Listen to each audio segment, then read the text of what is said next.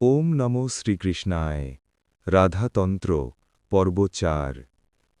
ইহা পরম আশ্চর্য, সাক্ষাৎ পদ্মিনী স্বরূপিণী পদ্মিনী মালা। আর যে নানা চিত্র বিচিত্রা মালা, তাহা চিত্রিণী। এই চিত্রিণী মালা চিত্র কর্মানুসারিণী জানিবে। পরম আশ্চর্য, গন্ধবতী যে মালা, তাহার নাম পদ্মিনী। এই পদ্মিনী মালা সদ্য আমার হৃদয় বাসিনী ও সিদ্ধিকার্যে দ্যুতি স্বরূপা। আর এই পদ্মিনী মালা অনিমাদি অষ্টশক্তিযুক্ত। হে পুত্র, হস্তিনী, পদ্মিনী, গন্ধিনী ও চিত্রিণী, এই চতুষ্টয় মালা কামকলাযুক্ত। চিত্রিণী মালা চিত্ররূপে সর্বত্র ব্রহ্মাণ্ডে বিরাজমান আছে। গন্ধিনী মালা গন্ধরূপে সর্বত্র প্রকাশিত হইতেছে। বানলোচনা ত্রিপুরা দেবী এইরূপে পারিজাত ও পদ্মমালা বর্ণন করিলেন। যে মালা সাধারণ সূত্ররহিত ও কামসূত্রে গ্রথিত, তাহা অসিদ্ধ সাধনী। নানা রত্নময়ী বিদ্যুৎকোটি সমপ্রভা, পঞ্চাশন মাক্কাখারা বর্ণাসহিতা এই মালা বিশ্বমোহিনী।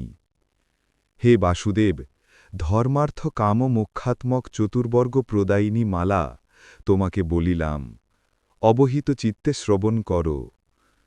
আমার মায়ারূপিণী মাতৃকা শক্তি, এই নিত্যাশক্তি বিশ্বব্যাপিনী, কেহই ইহাকে অতিক্রম করিতে পারে না।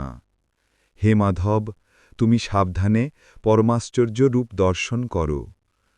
বিষ্ণুমায়া জগন্ময়ী ত্রিপুরা দেবী বিষ্ণুকে এইমাত্র বলিয়া স্বীয় মালা হইতে মালা সমাকর্ষণপূর্বক বিষ্ণুকে পরমাশ্চর্য রূপ প্রদর্শন করিয়া শীঘ্র মালা সমর্পণ করিলেন। মহাদেব বলিতেছেন, হে মহেশানী, ত্রিপুরা দেবী জনার্দনকে যে পরমাশ্চর্য রূপ প্রদর্শন করিয়াছেন, তাহা আমি বর্ণন করিতে অক্ষম। অকারাদিক খকারান্ত পঞ্চাশোদ বর্ণাত্মিকা মাতৃকা শক্তি নিত্যা, ত্রিপুরা কণ্ঠ সংস্থিতা মাতৃকা মালা অব্যয়া ও অপরিচ্ছিন্না। হে পরমেশ্বরী, মাতৃকান্তর্গত ককার হইতে কোটি কোটি ব্রহ্মাণ্ড উৎপন্ন হইল।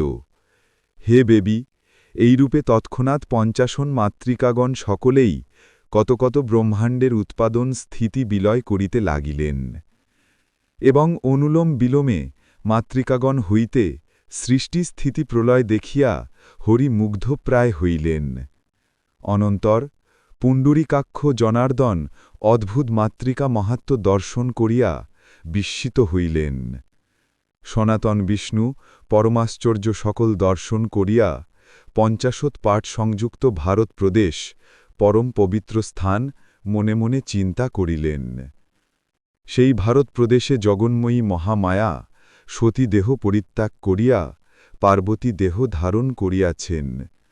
হে ঈশ্বরী, যে স্থানে তোমার অঙ্গ হইতে একটা মাত্র কেশ পতিত হইয়াছে, সেই স্থানে পীঠস্থান বলিয়া গণ্য। হে দেবী, আমি কামাখ্যা প্রভৃতি সকল পীঠস্থান পৃথক পৃথক রূপে দেখিয়াছি, কিন্তু আমি যত যত মহাপীঠস্থান দর্শন করিয়াছি, তাহা সকলই অতি ভীষণ। কেবল মথুরা ও ব্রজমণ্ডলে তোমার সৌম্য মূর্তি দর্শন করিয়াছি। ওই স্থানে আমি যাহা দেখিয়াছি, তাহা অতি উত্তম ও চমৎকার। মাতৃকাগণ ও মাতা ত্রিপুরা দেবী এইরূপে জনার্দনকে দর্শন দিয়া তৎক্ষণাৎ সকলে অন্তর্হিত হইলেন। রাধাতন্ত্রম চতুর্থ পর্ব সমাপন।